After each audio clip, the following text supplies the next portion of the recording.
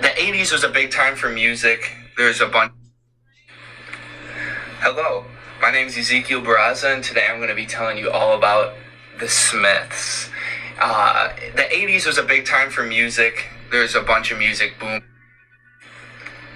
Hello, my name is Ezekiel Barraza, and today I'm going to be telling you all about the Smiths. The 80s was a big time for music. There's a bunch of music booming, rock music, hip-hop music.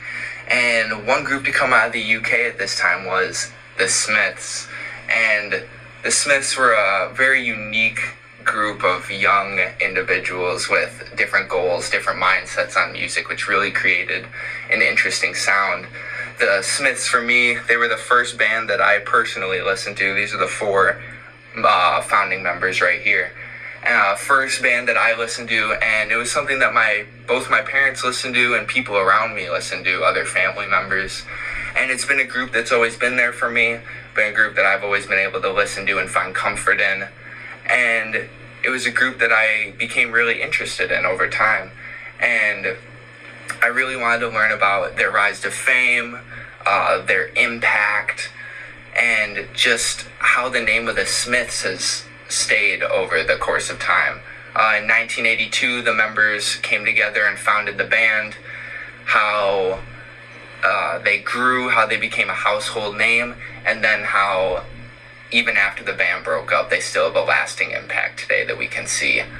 And the thing that made the Smiths so unique is that the members came together with all different points, like I said. And the four members who started the band were Morrissey, the lead singer, John Marr, the guitarist, Andy Rourke, the bassist, and the drummer, Mike Joyce. Marr was a very traditional guitarist, very traditional music man. And Morrissey was more of experimental. He had very romantic lyrics, very emotional lyrics. And it was something that really blended well and created the sound of the Smiths as we know it today. But Morrissey was kind of known for his controversial image. He wasn't afraid to tell people what he thought. He wasn't afraid to tell people if he didn't think their music was up to par, if their music was good. And here's a picture of Morrissey right here. And this caused a lot of drama for the Smiths. This was stated in the allmusic.com article about the Smiths and their timeline. But they did, through their controversial image, Reel Around the Fountain was a song that was released that was said to be condoning child abuse, which created a bad image for Morrissey. And a lot of his music over the course of his career they were misinterpreted. His songs were misinterpreted, lyrics were misinterpreted, which created a bad image. The band gained a cult following, and critics really didn't see the point. Critics saw the Smiths as being too sad, seeing them as miserableists, and seeing them as a group for dissatisfied youth, to quote the allmusic.com article. And I kind of agree with it. I feel like they do have very sad music, but they do also have very happy music. So I feel like that title can be very misleading. I found them at a time where I was very sad. This is a photo here of John Marr, the guitarist.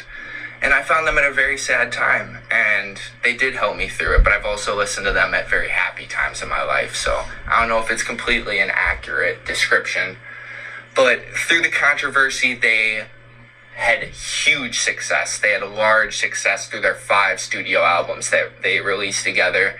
The 5 albums that they released, their first being their self-entitled album, The Smiths, the second being Meat is Murder, the third being The Queen is Dead, the fourth being Strange Ways, Here We Come, and the fourth being Rank.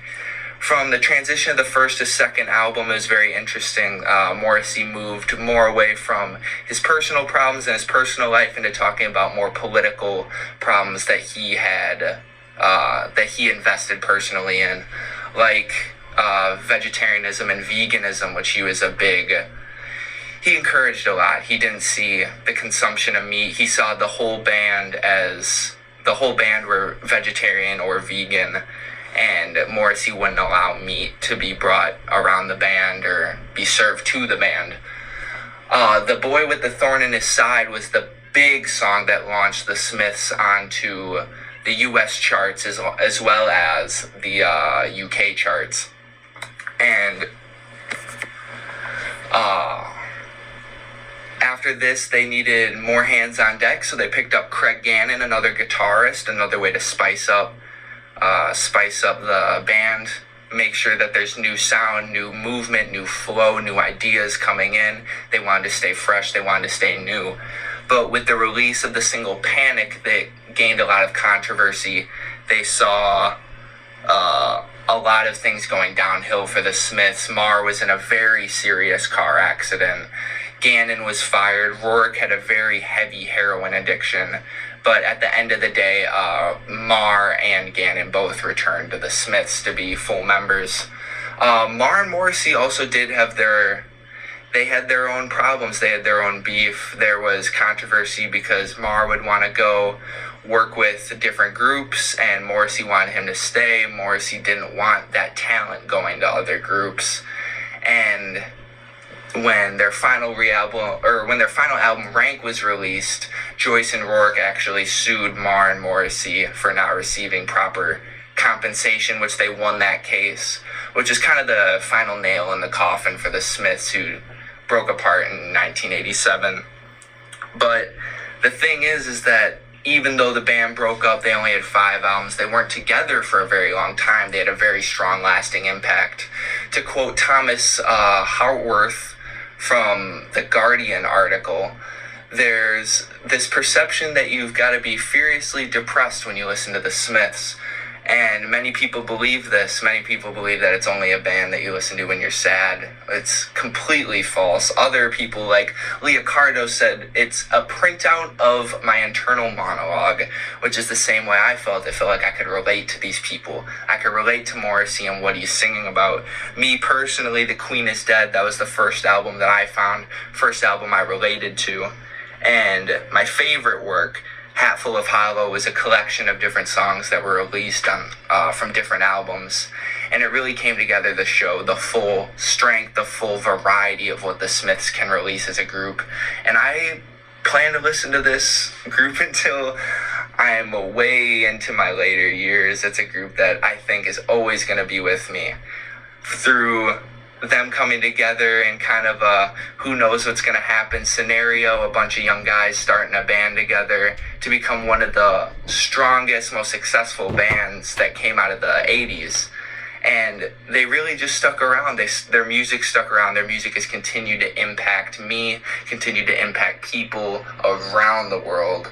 And the Smiths are something that just should be treasured. The Smiths as a band in general is something that should be treasured. And it's something that I will never forget. So thank you very much for your time. I hope you learned something about the Smiths today, and I hope you have a good night.